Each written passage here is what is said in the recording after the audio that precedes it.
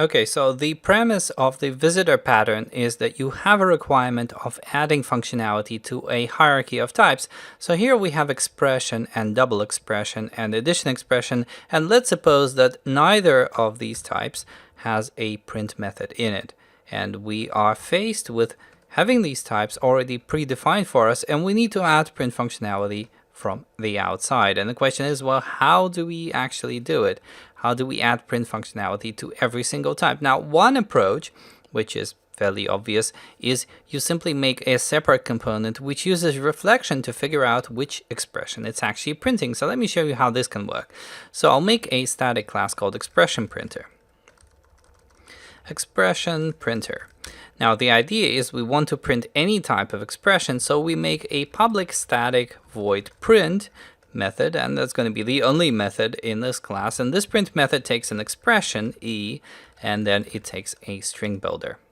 String builder SB, and we want to find out how to actually print the particular expression. Now the problem is that you now need to test this poor expression against every single type that you have in the hierarchy. So you start writing things like the following. You say if E is double expression DE, if this is indeed the case, then you do sp.append DE.value.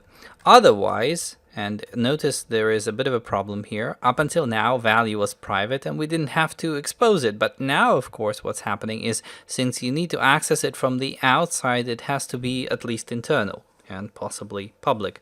So let's actually fix this. First of all, I'll go back to value. I will make it public, but then it's a public value, so the naming convention changes, and we now rename it to value with a capital V. And the same goes for the addition expression. So we say else if E is addition expression AE, and then in the case of the addition expression, we have to handle it using the whole business of multiple appends and recursive calls to print. So it would look something like this. Of course, here, once again, the same problem. We haven't exposed left and right up until now, but now we need to. So they have to be, first of all, a left and right lowercase, and then we make them public. Make this public as well, and then of course I will have to rename them to make sure the naming convention is correct. So it's going to be left with a capital L, and the same goes for right. So now we have a couple of public fields. You might want to refactor those into properties later on, but the end result is that you would have a massive if statement, or indeed a massive switch statement if this is how you want to go. But the whatever you do, the operation is now slightly different, because what you need to do is you need to call expression printer.print. So that's what we're going to do here. We're going to say expression printer.print, and then you specify the expression you want to print. Notice it's using the base class expression. Then you specify the string builder, but the end result here, if I go ahead and execute this, is exactly the same. The end result is absolutely the same, even though we changed the mechanics. So instead of having the print functionality inside the hierarchy, what we've done is we've made it as a type where you perform a switch effectively on the different subtypes of expression that can be, and you print the appropriate results in the appropriate way. So once again, hopefully this is obvious to you. There are problems with it because, first of all, you're breaking the open-close principle. Anytime that there is a new type of expression, you have to go into the expression printer and you have to add another else if whatever here. And if you fail to add this else if, then you're going to have an op. You're not going to crash, luckily. You're not going to generate an exception, but you will get certain functionality not working, meaning that if your expression is of types subtraction expression, for example, nobody's going to print anything. So that's something to watch out for. Now, there are ways of making this more palatable. So if you don't have a particularly liking for if, else, or switch statements, what you can do is you can make a table. So it is quite realistic to make a table where you're still using reflection, by the way. You're still casting to a type and checking that it's of the right type, but you can do it differently. So in order to do a reflection-based table, what you need to do is, first of all, you need to define the type of that table, and it's going to be a really ugly type. So I'm going to put it here as a using. Unfortunately, I have to do this at the top of the file. I can't just do this in any location where I want. So I'm going to have a dictionary type, and this dictionary type is going to be a dictionary of, and it's going to map a type, as in a system type, to an action, which takes an expression at a string builder.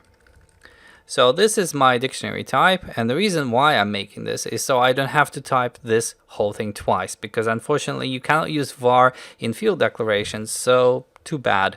So instead of implementing print like this, what you can do is you can implement print slightly differently. Let me show you how you can do this. So with this dictionary type, which we call dict type, what you can do is you can say private static dict type actions equals new dictionary type, like so, and then we can initialize a mapping from every type that we want to handle to a lambda, which in this case is a system action taking an expression as a string builder, which actually handles whatever it is that we need to do. So here, for example, I can say type of double expression is going to be handled by a lambda, which takes the expression as well as a string builder. And here, unfortunately, we cannot do a one-liner. We have to have curly braces here. And the reason for this is that the action takes an expression, and we need a double expression here. So the consequence of this is we say var d equals double expression e, and then with the double expression, we can say sb.append d.value. Like so.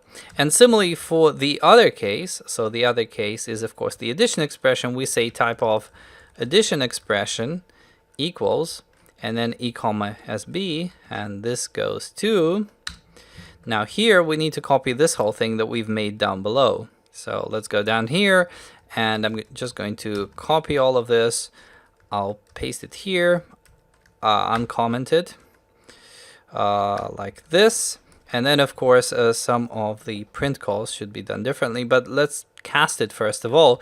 So we say var ae equals addition expression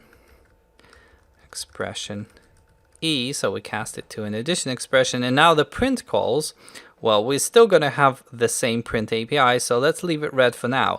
Now, the implementation of print in this case would be very similar. It would be public static void print. I'm actually going to copy the signature from here because it's identical, but the implementation is slightly different, because what we do whenever somebody wants to print an expression e is we look at the actions where the key of the action is the type of the expression. So we use actions at key.getType, and then we invoke it because it's an action, and we specify the expression as well as the string builder.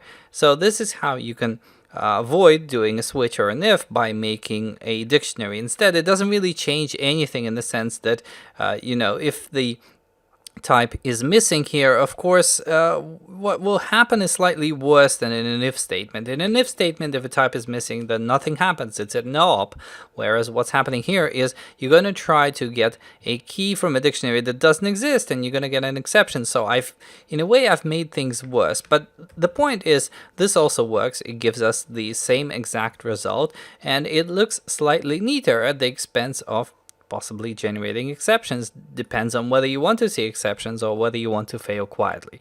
So this is how you can implement an expression printer, and it's still not the visitor pattern. It's still not the classic visitor pattern. It does work to an extent, but as you can see, coming back to the expression printer every time and adding another line in here or another line sort of in the if is also inconvenient. So we're going to look at something which is more generic, especially when you consider the fact that here we have a single expression printer, but what if you want some other printer instead? You would end up having to replicate all of the structure with all of the classes, and it's just too tedious. Maybe there is a better way out there.